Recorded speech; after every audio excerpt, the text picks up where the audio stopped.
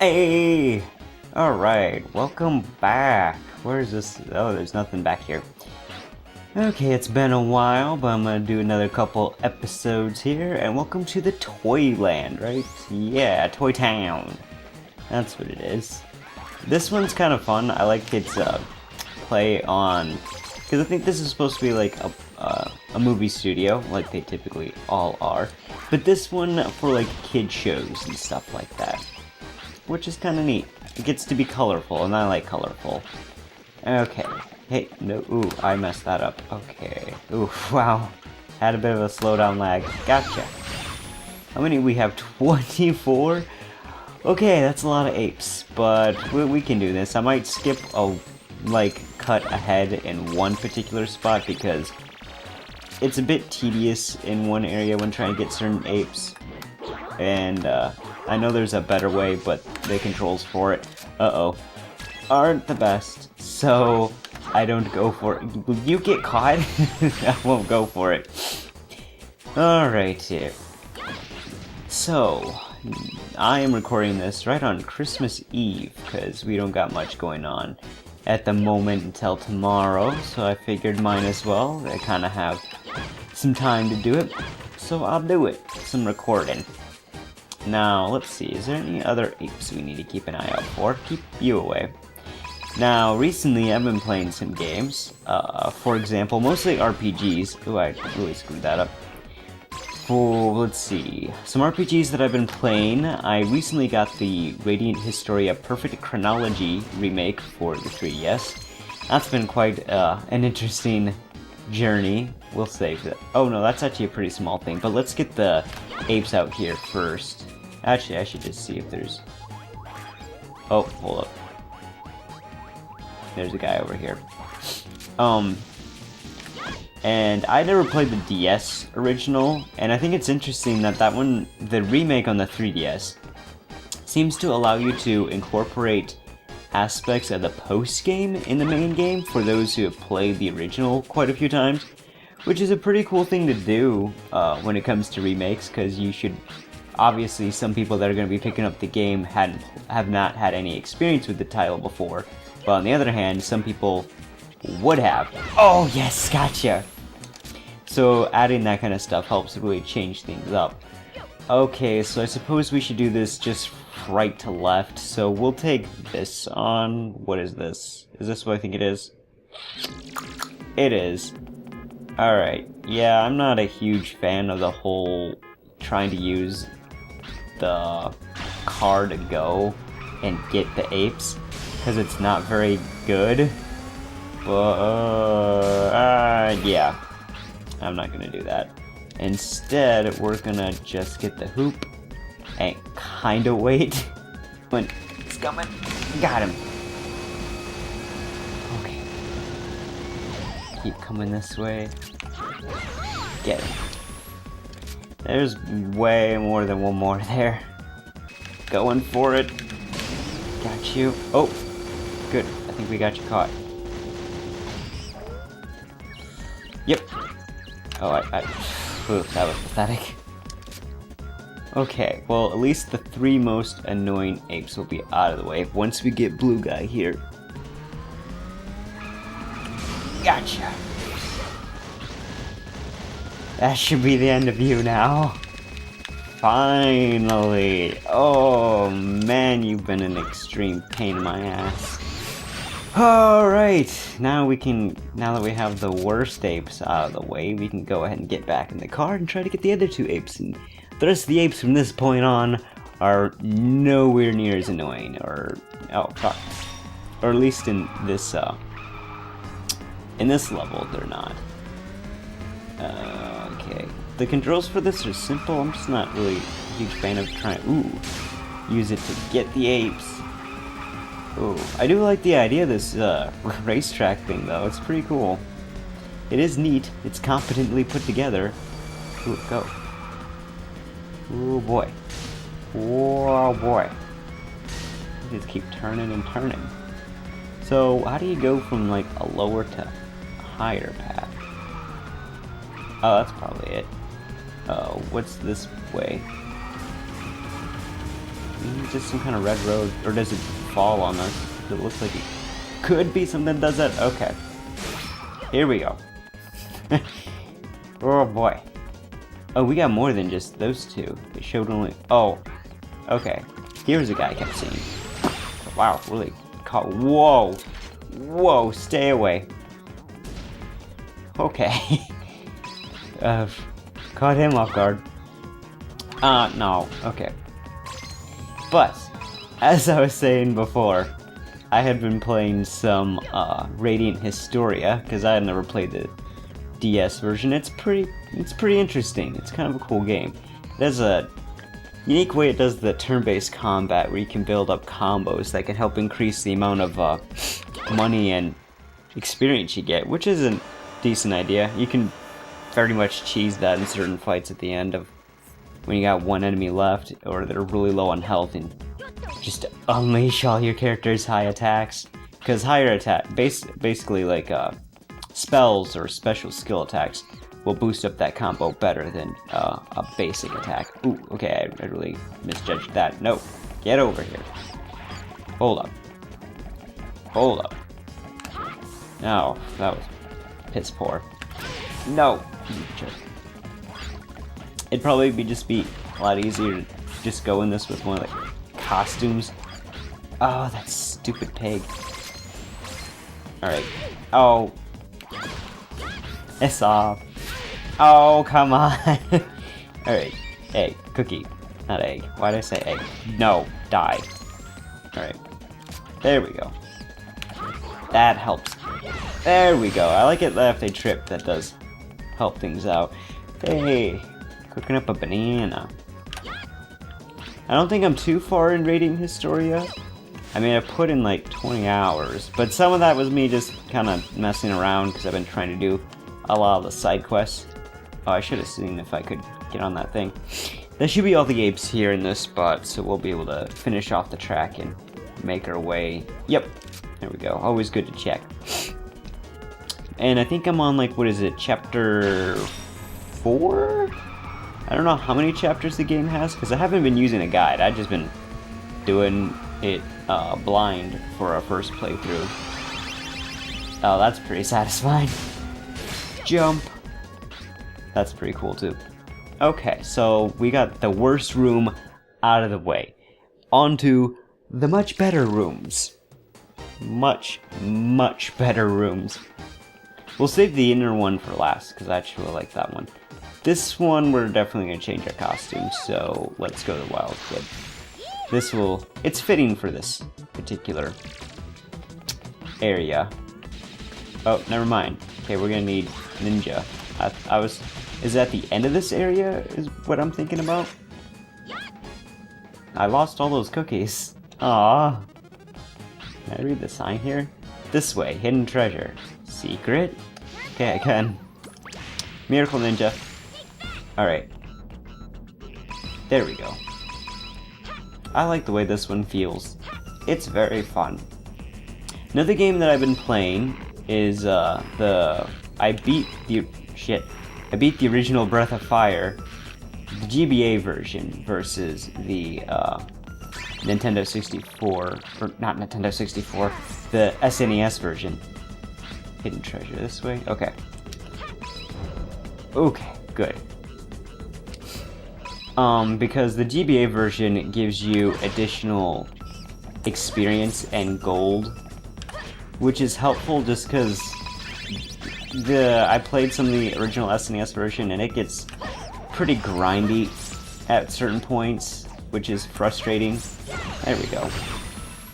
And it's really kind of slow, I guess I should say.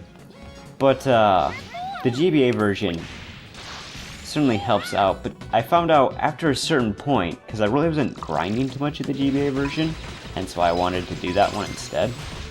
But I found out that once you get to a certain point in the game, you kind of just end up becoming overpowered for everything, which is crazy, especially if you spend some time getting some good healing items. Basically, cures will do it, or whatever they're called. I don't know the healing items too well, 'cause I played some of the third Breath of the Fire game, but that was so long ago and so little that I can't remember it too well. I am kind of messing up on this. It's a twin shooter right now that I'm treating it as, and that was really messing up. Oh, okay. Hold up. Get over here. How did I miss that? Whoa, that's weird. Do you mind? Alright, let's get up here. This is kind of a weird perspective thing, but I think it's actually neat. We came from here. Yeah, I'm pretty sure it's what it's meant to be. Or are we meant to have come from in there? No, because the monkey came out from there. Or the ape did. So I think we're supposed to go in here. Yep, here we go. Okay, we're back from where we started. But yeah, Breath of Fire 1, because the dragon, like, Ryo, he gets, you know, those dragon spells, as you do in a Breath of Fire game. Because that's basically the setup for the Breath of Fire games. You play some type of descendant of these draconian people who are able to... Wait, is there nothing here? What? Alright, I need to check that out, because I swear there should be something here. Oh boy. No, no, no. There we go. Hold up. I don't like how this thing controls. This is the worst.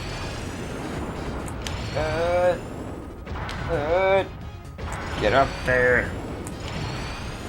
Oh my god. Get up there. No, get up there. Oh, fucking no. Oh, I hate this thing. But anyway, so in Breath of Fire, basically the main character, he can shapeshift into dragons, which is pretty cool. And the dragon transformations, you have to waste a turn before you get to actually use their power. And they start off pretty like you're better off using your character, Ryu's physical strength, because he's pretty strong physically. Dude, die. But once you get to a certain point, you get much stronger dragon powers, and those come absolutely great. And it turns out, for the final boss, you actually have to have a super hidden dragon power to even fight the boss, which is something I'm not super keen on. Mostly because the original Breath of Fire, like, I played enough into the SNES one where I was like, okay. And when I got to the GBA one, I was like, okay, they didn't really change too much in comparison. Like, there's not a whole lot of, oh god damn it, characterization and stuff like that in the game. You get enough, or you get a very bare minimum. Basically, the first Breath of Fire feels like an NES game on an SNES. It does not feel like an SNES RPG like Final Fantasy VI and Chrono Trigger do. Breath of Fire 2, from what I've been playing so far, definitely does, though, in comparison. That's awesome. Die. Die. Die. And I have the GBA version of that one as well. Oh, you're done. Okay. I think there's an ape in you. Like, it looks like there should be. Yep. Okay, I was gonna say. So, as much as I'm not a huge fan of the vehicles, at least the speeder car thing, at least it's better than that. I hate that robot so much. It's cool in concept, but it's not fun in execution. But the first Breath of Fire, yeah, it does that, where you have to have a secret final dragon form to actually get to fight the final boss. I'm not huge on that simply because a lot of the NPCs kind of have useless dialogue. Like, there's obviously those who are giving you hints about things you'll want to know in order to progress the game. Oh, good.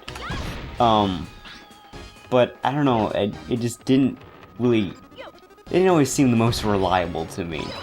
So that's why I'm not huge on the idea of having to go to this dungeon that you had been to once, and I'm sure some NPC mentions that that's where you're gonna find, oh, that was cool, the last dragon ability. And the only reason why I knew about it is because I played with this a guide that should be around here somewhere.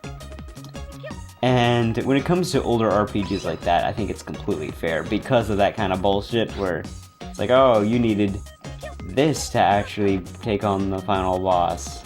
Like, oh, did I now? Breath of Fire 2, though, it looks like it's gonna be better in comparison. Because it's already got much more of a... What the fuck? I swear it showed it up by the blocks. And I think this is the only spots with the blocks. I'll go back up. Maybe I just missed it. But you know, the final dragon form, for anyone who doesn't know what it looks like, oh god damn it, at least in the first Breath of Fire. Again, haven't played long enough in the other Breath of Fires to know. I'm basically doing on my free time, from time to time, playing through the Breath of the Fire games, because I kind of want to have the experience of the original 4 Breath of Fire games before I get to the 5th one. Oh yeah, no, it's here. It's just kind of blends in with the background. Got it. My bad. I thought it was going to be in the blocks. Okay. Oh, look at all this stuff. It's a plane. I like looking at the props. That's a cute Sun and Moon. I like Sun and Moon-like characters, like the ones in Mario Party 6. I really like Mario Party 6's whole day and night cycle thing. I think it's cool and fun. I wish there was more of that in the Mario Party games. At least the new Mario Party, Super Mario Party I think is what it's called. That one actually looks like it's a bit more of a return to form, which is nice because I actually haven't been a fan of a lot of the other Mario Parties. Like, I know people don't like Mario Party 5, and with fair enough reason. Mario Party 5 is definitely the weakest of the GameCube Mario Party games. But I actually prefer it well over like Mario Party 9 and 10 and a lot of those more recent ones. Even the 3DS ones just didn't interest me, which is a shame because I really like the original Mario Party DS, and I think it should have deserved a sequel. But never got one, unfortunately.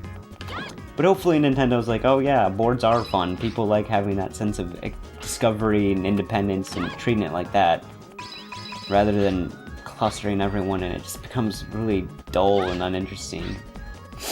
That's because they also were able to vary up boards more that way, which is appreciative. But anyway, back to the whole final dragon form that I keep forgetting to get myself back to. In the first Breath of Fire anyway, the final dragon, secret dragon form you can unlock is like this chimera-esque quadruped, lower centaur-bodied, scorpion-tailed, dragon-winged, upper torso lion-like creature. It's really something different that I wasn't quite expecting. So I guess they kind of take some extra liberties with how they want to show off their dragons rather than just keeping it like typical Wyverian or medieval or Chinese dragon looks, which I think is cool. It kind of makes me think of Legend of the Dragoon, which has a few creatures that are referred to as dragons that don't... Oh, crap. This guy's crazy good. Okay, never mind. He's stupid. Which makes me think of, yeah, Legend of the Dragoon, because they have some really interesting creatures that are called dragons you wouldn't otherwise think of as dragons. Like, I always thought of the, forest dragon in that game as, like, some type of mantis-like creature, because that's what it always looked like to me. It was, like, some type of weird mutated mantis thing. There's that... What's his name again? There's this weird dragon who has, he's bipedal. He's just... Man, I forgot how to really describe him. He looks more like an alien versus a dragon. Oh, I missed. Hold on, I'll get it. But then you have some more traditionally looking dragon creatures in that game. Speaking of Legend of the Dragoon, Sony's PlayStation Classic, oof, that did not seem to have gone over too well. I was gonna consider getting it if it had something like Suikoden 2, where like getting a physical copy of Suikoden 2 is really expensive, but it really didn't have much on its roster that interested me. I was really disappointed to not see something like, you know, one of the Spyro games or Crash. Sorry, I was just making sure my computer didn't go all hullabaloo on me. Alrighty. I like this thing. So you gotta do this kind of mini game here with the terrain and your little RC car. It's cool. It takes advantage of this item. It's nice. Okay. Oh, hold up, camera. Go in there. Okay, good. Gotcha. I like that they have like all this little display and stuff. The little trees and windmills here along the hill makes me think of Katamari, which got a remake on the Switch. I don't know if it's just the original Katamari Damacy. I'd certainly hope not. I'd hope it also involved, like, you know, We Love Katamari, which is my personal favorite just because it has more varied levels and stuff like that, and some fun cousins to get. It just gives you a lot more to do with the concept than the original. Extra levels, fun characters to play as or find, some interesting challenges. Like that's the biggest appeal to me for We Love Katamari over Katamari Damacy. But it's still Katamari, so it's fun and has a great soundtrack. Alright, get on it. There we go. Oh. Goodbye, ape. But before we get the ape, let's get those coins. Ooh, almost lost it. This thing is fast. Got it. There we go. Got you. Oh, okay, you are on the money, but not anymore. Okay, we got 5 apes left. And then we're done. And they're gonna be all in that last center area that I've been saving for last. Was I a bit repetitious there? I think it's cool when games take liberties with how they do typical mythical creature designs. Like we were talking dragons, where's some other interesting ones? I've been actually I played through the original Shining Force a while back on the PlayStation 3 because I have the Sega Genesis collection, and that was fun. I think one of the cool things about that game is that it's a tactical RPG, and your Cavalier characters are centaurs, and that's really cool. And there's some they vary up the centaurs. Like, it's very simplistic in its characters in terms of like their stats and differentiating. Like, there is certain growths, like certain characters are bound to be better defensively or strength or speed and stuff like that. And what's also nice about the Cavaliers is they can get some long range depending on what type of lance or spear you give them. Almost got you. Oh, no. Almost. Okay. I like that they're dressed as bunnies. They look really cute. And you think that centaurs would be used more often in RPGs like that, because it's still in a fantasy style. Gets a little sci-fi towards the end with a robot, and you get a dragon, and he's super cool. I love him. Eventually, I was trying to like keep everybody in the game at about the even level, but you get so many characters that you don't need to grind that badly. So I ended up just sticking with 10, and as soon as I saw that dragon, I was like, yes! I want blue on my team. Oh, look it, the sun's up. I actually like the look of it being night more, but hey, this gives you this cool platforming section. Hey. I don't know what happens if you fall in the water. I don't actually know if I've ever done it. Oh, we should possibly get some aerial support here. Yep. There we go. I was gonna say just in case, as I was saying yep, to confirm that yeah, was gonna need it. Oh, cool, on a rainbow. Alright.